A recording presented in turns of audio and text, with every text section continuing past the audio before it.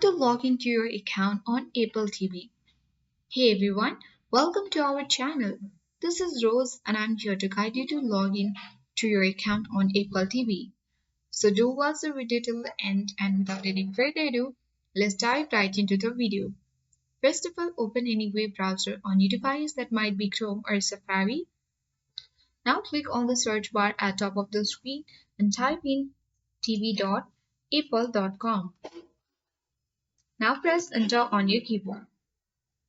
This will help you land on the official interface of Apple TV, where you need to click on the sign in button at top right corner of the screen. So, a menu box appears on your screen when you click on the sign in button. Now here you need to enter your email to get started.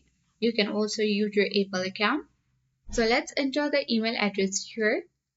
Now click on the continue button and there you need to enter all your credentials like password and many more.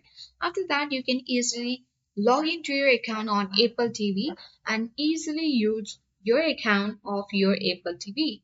So that's all for today. Hope this video helped you. If you are new to our channel, hit the like button and subscribe for more tech and tips videos.